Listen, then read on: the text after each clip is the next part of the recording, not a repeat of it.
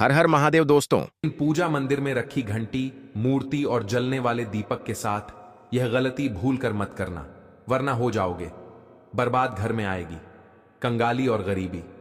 जी हां भक्तों, क्या पता आप लोग भी जाने अनजाने में इन गलतियों को करते आ रहे हो, जिस वजह से आपके घर में तरक्की नहीं हो रही है, रुपया पैसा नहीं आ रहा है, घर में कंगाली जैसा माहौल हो गया हो, बार बार प्रयास करने के बाद सफलता हासिल नहीं हो रही है।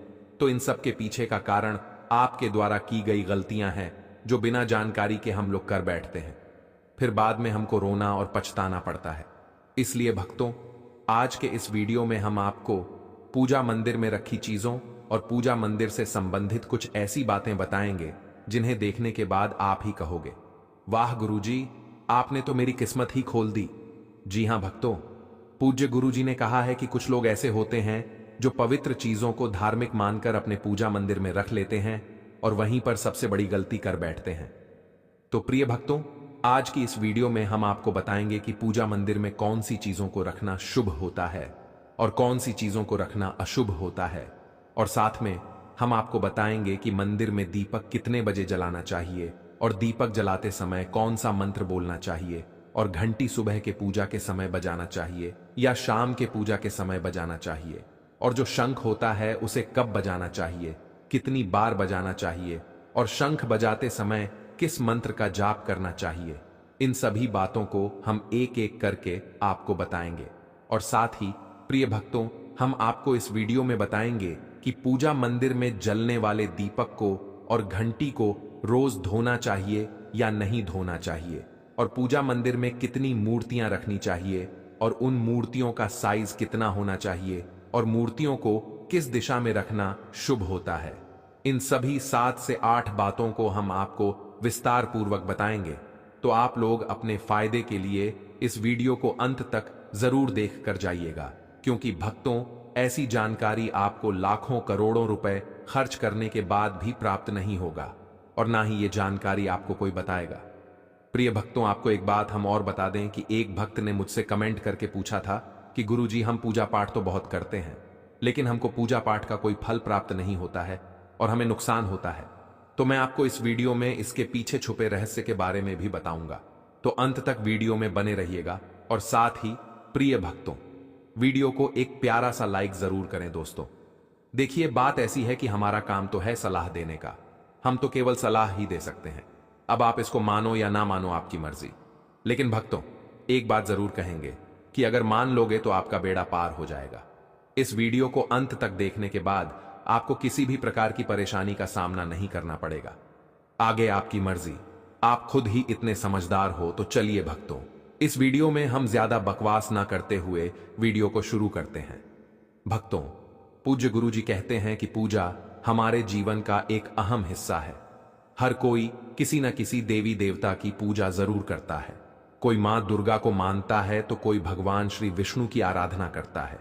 पूजा करने से जीवन में सुख समृद्धि आती है और हमें उसका फल भी मिलता है। लेकिन क्या आप जानते हैं कि कई बार हमारी छोटी छोटी गलतियां ही पूजा का पूरा फल मिलने में रुकावट बन जाती है।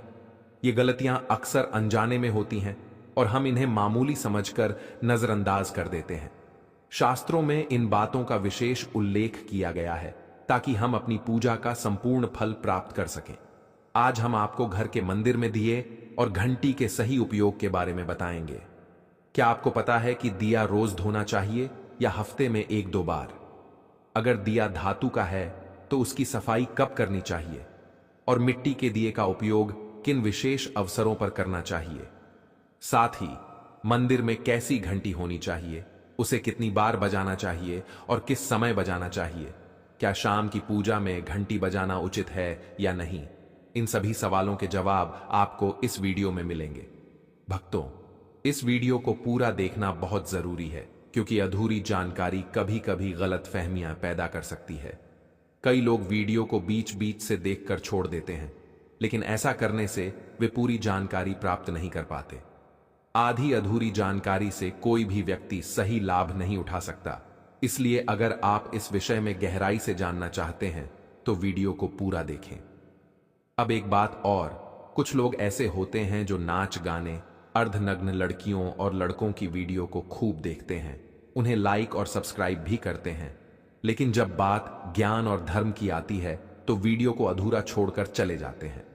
ऐसे लोगों को समझना चाहिए कि सच्चे ज्ञान से ही जीवन में सफलता और शांति मिलती है। अगर आपको सच में अपने जीवन को अच्छा बनाना है तो सच्चे ज्ञान की ओर कदम बढ़ाइए। तो भक्तों, ज्यादा समय ना लेते हुए अब वीडियो शुरू करते हैं।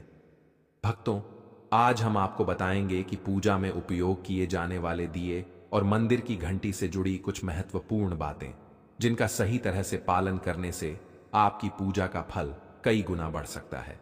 अक्सर लोग इन छोटी छोटी बातों को नजरअंदाज कर देते हैं, जिससे पूजा का पूरा लाभ नहीं मिल पाता। तो आइए जानते हैं कि दिए और घंटी का सही उपयोग कैसे करें। सबसे पहले बात करते हैं मिट्टी के दिए की। जब भी कोई बड़ा त्योहार आता है, खासकर दिवाली, नवरात्रि या किसी विशेष पूजा अनुष्ठान का आयोजन होता है, तब मिट्टी के दिए जलाने की परंपरा होती है। यह बहुत ही शुभ माना जाता है। घर के मंदिर में या दरवाजे के पास इसे जलाने से घर में सकारात्मक ऊर्जा बनी रहती है। मिट्टी का दिया शुभता का प्रतीक माना गया है और इसका उपयोग करने से किसी भी प्रकार का वास्तु दोष नहीं होता। लेकिन मंदिर में इसके उपयोग से जुड़ा एक विशेष नियम है, जिसे बहुत कम लोग जानते हैं। मिट्टी के दिए को केवल एक बार जलाने के बाद दोबारा मंदिर में नहीं रखना चाहिए। हर बार नया मिट्टी का दिया जलाना ही शुभ माना गया है। ऐसा करने से घर में सुख समृद्धि बनी रहती है और देवी देवताओं की कृपा प्राप्त होती है। अब बात करते हैं धातु के दियों की। आपने देखा होगा कि कई लोग पूजा में पीतल या तांबे के दियों का उपयोग करते हैं। ये दिए न सिर्फ दिखने में सुंदर लगते हैं, बल्कि इनका धार्मिक महत्व भी बहुत ज्यादा है।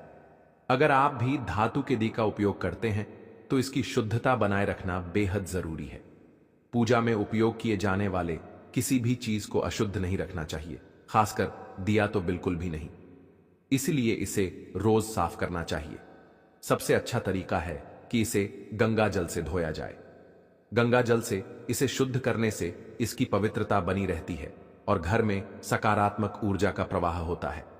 कई लोग इसे हफ्ते में 1 या 2 बार ही साफ करते हैं, लेकिन ऐसा करने से यह पूरी तरह से शुद्ध नहीं हो पाता। इसलिए इसे रोज धोने की आदत बनाएं। अब आगे इस वीडियो में हम आपको बताएंगे कि मंदिर की घंटी को कब और कैसे साफ करना चाहिए और इसे कितनी बार बजाना चाहिए। इसलिए इस ज्ञानवर्धक जानकारी को अधूरा छोड़कर मत जाइए। वीडियो को पूरा देखिए ताकि आपको सही जानकारी प्राप्त हो सके। भक्तों, अब बात करते हैं घर के मंदिर में रखी घंटी के महत्व और सही उपयोग की। आपने देखा होगा कि हर मंदिर में घंटी जरूर होती है, चाहे वह घर का मंदिर हो या कोई बड़ा देवालय। इसकी मधुर ध्वनि जहां एक ओर सकारात्मक ऊर्जा को बढ़ाती है, वहीं दूसरी ओर नकारात्मक शक्तियों को दूर भी करती है। लेकिन क्या आप जानते हैं कि घंटी को सही दिशा में रखना और सही विधि से बजाना बहुत जरूरी होता है। अगर इसे गलत दिशा में रखा जाए या गलत तरीके से बजाया जाए तो यह शुभ फल देने के बजाय विपरीत प्रभाव भी डाल सकती है।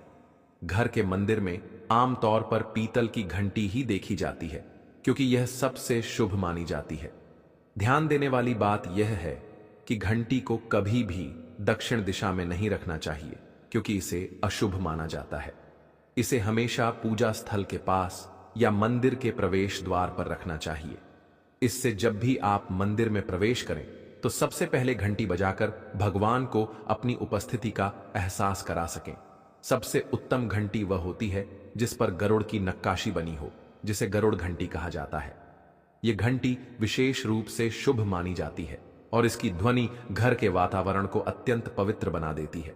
अब जानते हैं कि घंटी को कितनी बार और कब बजाना चाहिए। जब भी भगवान को भोग लगाएं तो घंटी को 5 बार बजाना चाहिए। ऐसा करने से भगवान प्रसन्न होते हैं और भोग को शीघ्र स्वीकार करते हैं। लेकिन पूजा के दौरान घंटी को जोर से या बहुत देर तक लगातार नहीं बजाना चाहिए। इसे केवल 3 बार बजाना चाहिए, वह भी शांति और श्रद्धा के साथ। घंटी हमेशा दाहिने हाथ से ही बजाएं और इसे बजाते समय आपका मुख पूजा स्थल की ओर होना चाहिए। घंटी से जुड़ी एक और महत्वपूर्ण बात यह है कि इसे केवल सुबह की पूजा में ही बजाना चाहिए। शाम की पूजा में घंटी बजाना अच्छा नहीं माना जाता। ऐसा करने से घर में शांति भंग हो सकती है और पूजा का पूर्ण फल नहीं मिल पाता। इसलिए इस नियम का पालन करके आप अपनी पूजा को अधिक फलदायी बना सकते हैं। अब एक और महत्वपूर्ण बात, जब भी आप किसी मंदिर जाते हैं, खासकर घर के बाहर के मंदिर में, तो मंदिर में प्रवेश करते ही घंटी बजानी चाहिए। इसका अर्थ होता है कि आपने भगवान के दरबार में प्रवेश कर लिया है और अब आप उनकी पूजा आरंभ करने जा रहे हैं। लेकिन जब आप मंदिर से बाहर निकलें तो घंटी बजाने की आवश्यकता नहीं होती।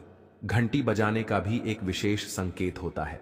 अगर आप एक बार घंटी बजाते हैं तो इसका अर्थ होता है कि आपने मंदिर में प्रवेश किया और भगवान को अपनी उपस्थिति का संकेत दिया।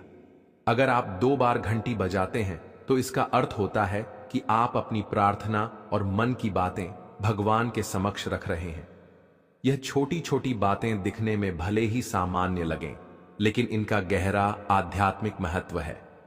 तो भक्तों, इन नियमों का पालन करें और अपनी पूजा को और भी प्रभावशाली बनाएं। अब आगे हम आपको कुछ ऐसी बातें बताने जा रहे हैं जिन्हें शायद ही कोई आपको बताएगा। इसलिए इस ज्ञानवर्धक जानकारी को अधूरा छोड़कर मत जाइए। पूरी बात ध्यान से सुनिए ताकि आप भगवान को आसानी से प्रसन्न कर सकें। भक्तों, अब हम आपको बताने जा रहे हैं पूजा घर से जुड़े कुछ बेहद जरूरी नियम, जिनका सही तरीके से पालन करने से आपकी पूजा का प्रभाव कई गुना बढ़ सकता है।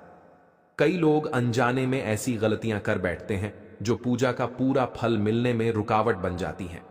अगर आप चाहते हैं कि आपकी भक्ति भगवान तक पहुंचे और घर में सुख समृद्धि बनी रहे, तो इन बातों को जरूर ध्यान में रखें।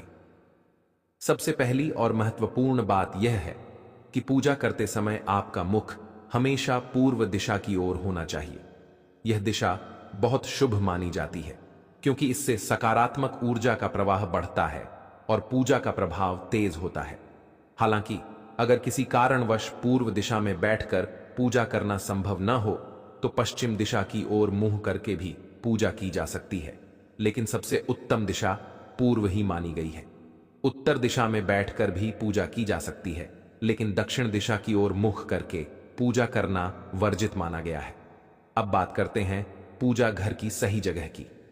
घर की सीढ़ियों के पास या उनके नीचे पूजा स्थल बनाना अशुभ माना जाता है। इससे पूजा स्थल में नकारात्मक ऊर्जा का संचार हो सकता है, जिससे घर में शांति भंग हो सकती है। इसलिए पूजा घर को हमेशा ऐसी जगह बनाएं जहां शांति बनी रहे और वहां कोई अव्यवस्था न हो। भगवान का आसन हमेशा ऊंचा होना चाहिए। इसका अर्थ यह है कि जहां आप बैठते हैं वहां से भगवान की मूर्ति कम से कम 10 इंच ऊंची होनी चाहिए। भगवान की प्रतिमा को सीधे जमीन पर रखना अशुभ माना जाता है।